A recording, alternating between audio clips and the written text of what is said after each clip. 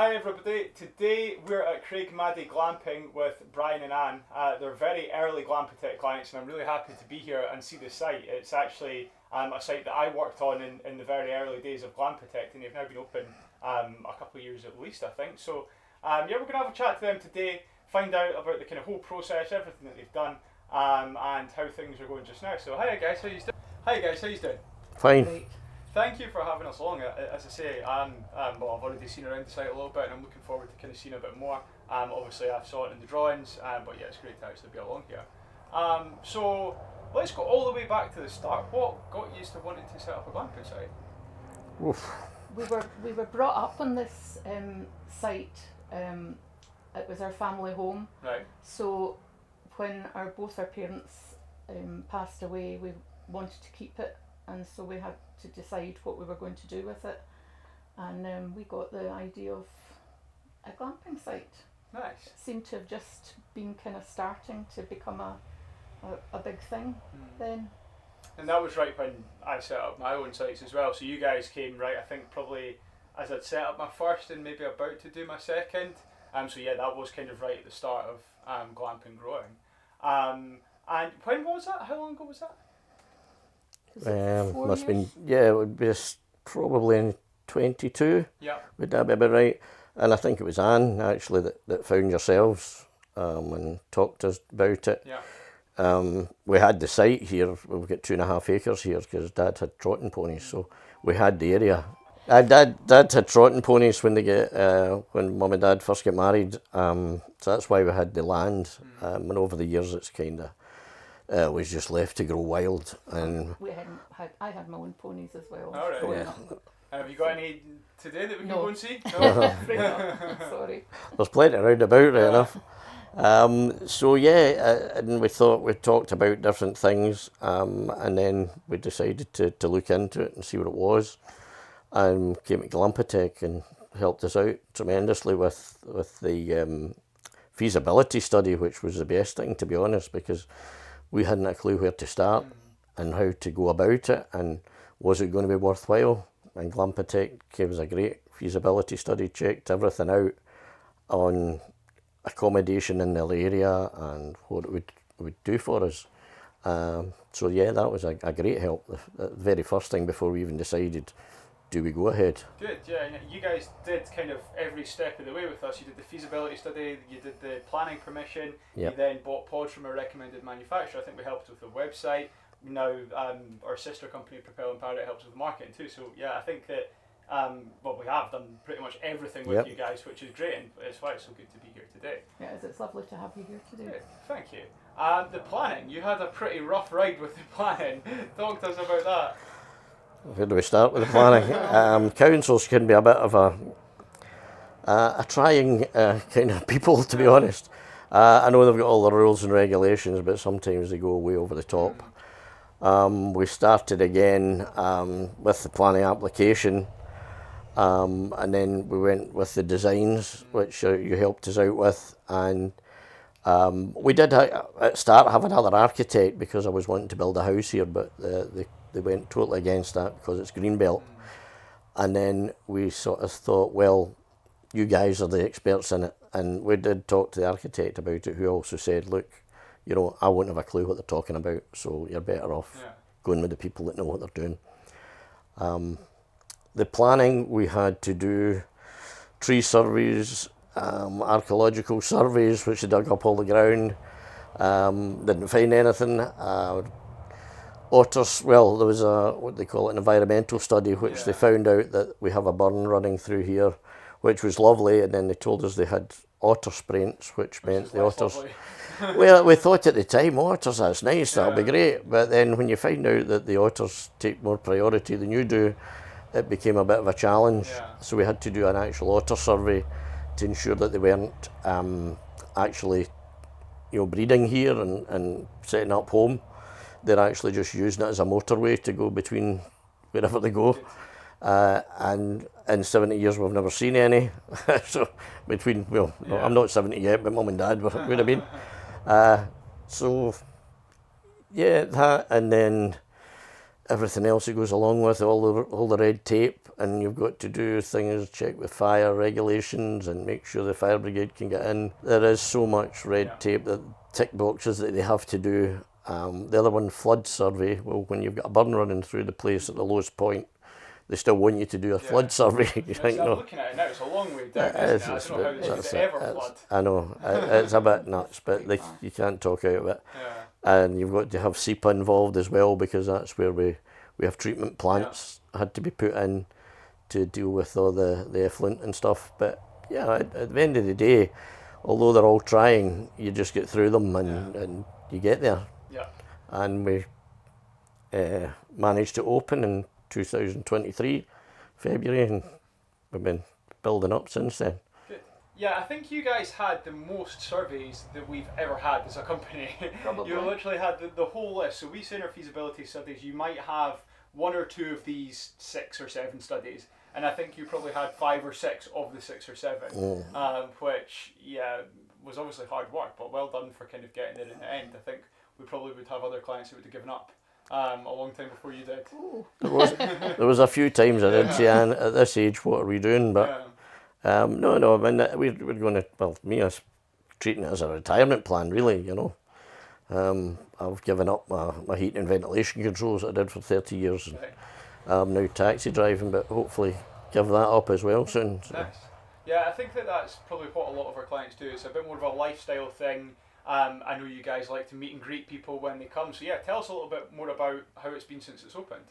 Well, at first, again, I was kind of under the impression, being, have done sort of, B&Bs and things like that and going away for the weekends, that I was under the impression folk just want to come, take the key, do their stuff and go away again. But I must admit, it's been great. Yeah.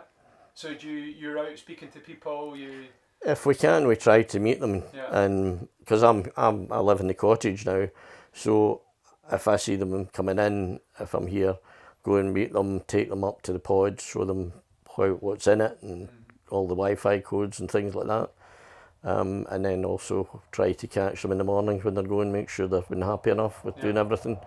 They can get in contact with us, our numbers here on the cards.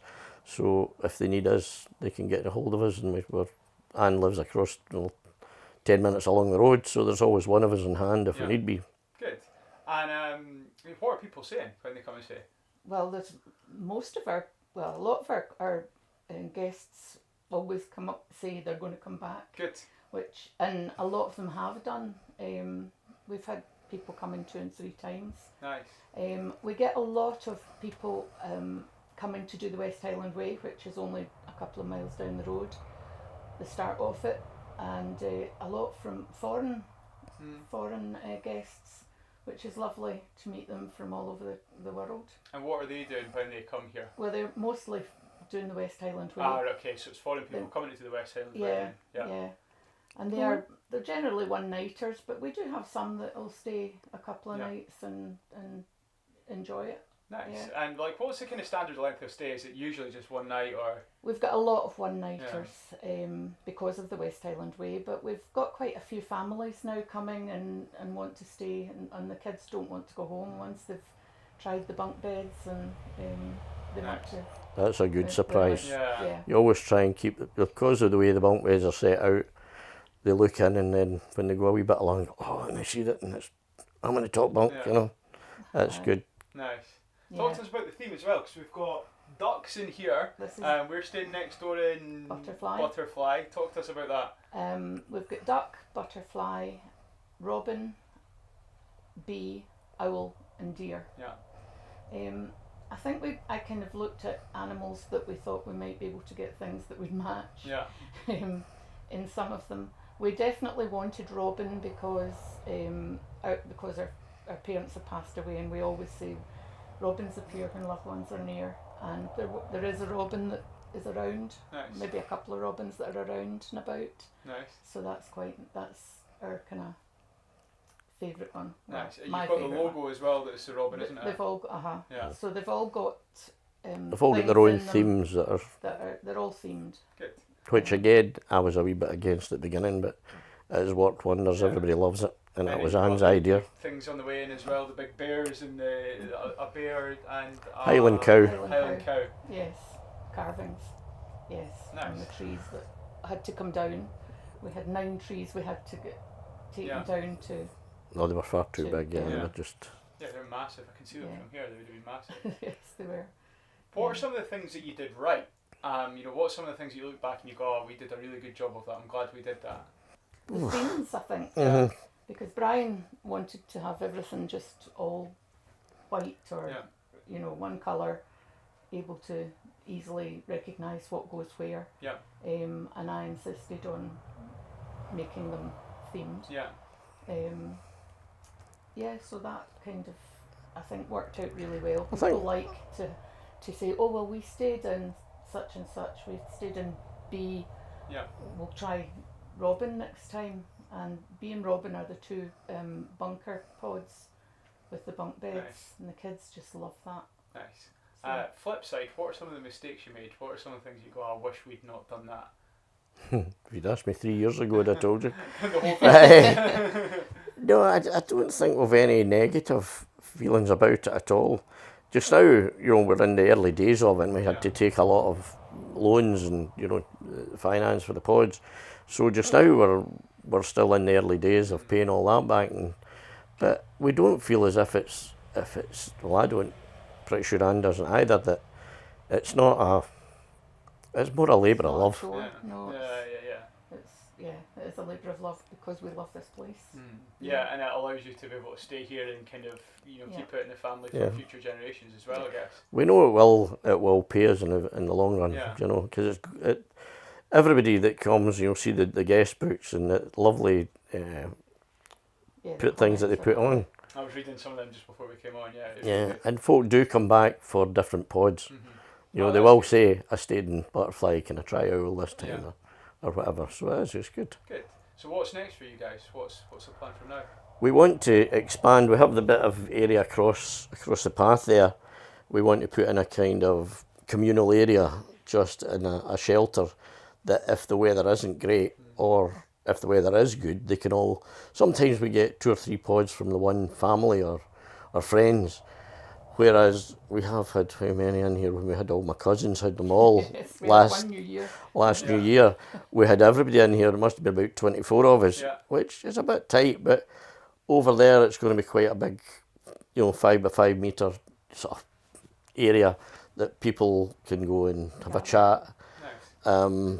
We'll have seats over there, and if it's windy we can drop down the sides. We're hoping to put in a sauna pod as well. Nice. My son has said, well, what you need to do is put a dam in the bank, in the burn, Yeah. and they can have a plunge pool right into the burn. Yeah, that'd be good. that, I would go on that. I do. yeah, I go well, on that all the time. I've done it myself, and it's invigorating, but Yeah. it takes a bit to take the first step Yeah, in. it does. Yeah. And then maybe a wee play park in the middle bit. Yeah. Nice. So just something for the kids, It's and quite family orientated, isn't well, it? definitely. Yeah. And we have been lucky with the type of people we've had. They've been great. Good. That's a key thing, actually. I think a lot of people probably think, oh, it's going to be big, mad parties, and like you guys are close to Glasgow as well. You're close to a city. Do you ever have any issues with guests? I would say in the 2 years we've had maybe 2, but probably they have been a problem to us because we have had such nice guests before. Yeah. Yeah. It becomes a bigger problem Yeah. because you don't get it all the time. Yeah. And generally it has been the younger generation that's just, they're trying to get away from that. That's it. Yeah. And I would say there's only been a couple, so it's a wee bit frustrating at the time, but you just get through it. And Tara and I spoke Bring on about the that next. the other day, that we were showing something that the guys on site were saying that was a bad guest at my own sites, and I was like, if that's a bad guest, then what's a good guest? Because that doesn't look terrible to me. Like they left it in a mess, and I didn't really think it was that bad. So I think we're probably the same, that our guests are so good that when somebody's slightly not good, it seems a lot worse than Yeah. maybe it does, actually it is. shows up a bit more, yeah. That's it. Well, the majority of guests are great Yeah. and leave the place as tidy as they can. Some of them strip the beds for us, which is great. Yeah. Helps them when we're doing changeovers. But most folk are really, really pleasant and enjoy coming. We're the exact same at our site. I think, you know, I'm obviously a little bit more removed than you guys, but I think our sites are the same. Last thing, so what advice would you give to somebody that's wanting to set up a glamping site now? I would say if you're thinking about it, first step is go to somebody like Glampitect, who know the ins and outs of what to do, take away all your fears, show you what can go right, what can go wrong. And when we delved in, pretty much just went, well, you've got to go for it. Try it.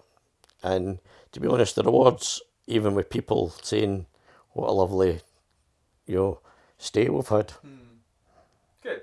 Right, thank you very much for that. It's been great, and I'm looking forward to going around and seeing the rest of the site the rest of today. That's great. No, you're more than welcome. Thank you.